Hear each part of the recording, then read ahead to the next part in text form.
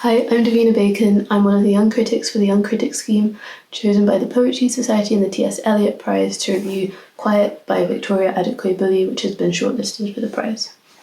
The collection looks at the idea of quiet from several different angles, from wanting to lead a quiet life to the quietness of thought, but also looking at how certain things are kept quiet in our culture, particularly looking at how colonialism continues to affect people's everyday lives, particularly Black people in the diaspora and particularly Black women. It has led to the erasure of languages, cultures, and also the silencing of people's experiences of institutional racism. In the poem, not quiet as in quiet, but she begins to look at all these different ideas of the word quiet, and there's a section that says, as in subtitles, as in subtext, as in someone should have done something, as in don't just do something, stand there, as in could and should but wouldn't, as in well the British are so polite, as in placid, as in placated, as a nuanced, complicated. I think the key point that she's trying to bring across here is that people aren't aware or well educated about this ongoing legacy of colonialism because it's been kept quiet in our school curriculums and in our media and everything like that. And so people feel ill-equipped to deal with these issues, saying they're too complicated, I don't fully understand them, and that means that they don't get dealt with, which obviously harms people. But they're just pushed into the background because that's easier. She has a poem called White Noise, which is about how these issues have been pushed to the background, sort of tuned out like white noise does. And what's interesting is that she doesn't actually write out the word white when she writes white noise. She instead leaves a space between two square brackets. So visually on the page, it looks like there are words missing. But then when you actually read the poem, you know what she means. Originally, she did write the word out, but later decided to change the word's font colour to white so that it faded into the background, which gives it a ghost-like presence. And it's a way to how these issues are present but not spoken about or brought to the forefront. This is true even in cases of anti-racism work.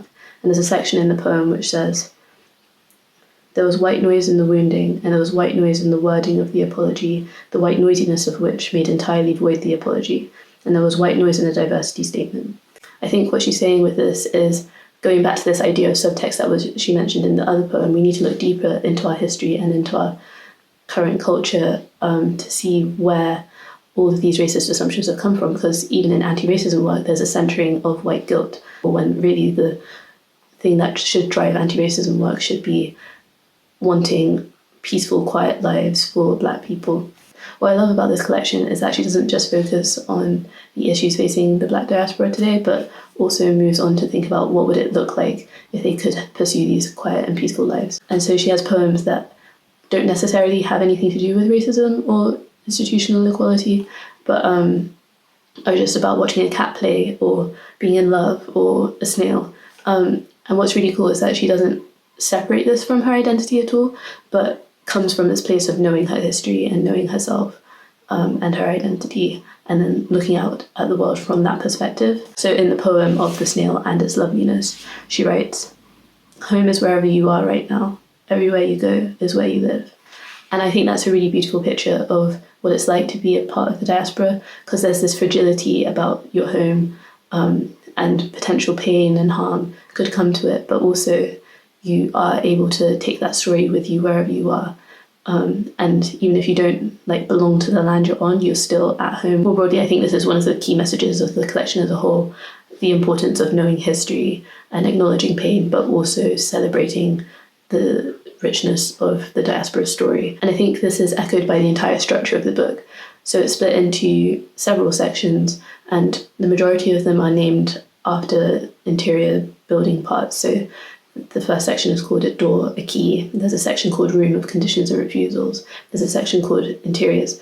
But the final section is called Night Garden of Yes and Dreaming. And I think this is a really beautiful way of thinking about moving beyond these structures or accepted ideas of what the world is like and moving into a place where we're like, what would it be like to explore this dream of having peaceful and quiet lives for everyone? And again, Bully doesn't separate herself from her identity in this section, but rather roots herself in that when calling for this dream. So she has a poem called Note on Exiting, and the final section is this. Some of us are learning how to quit.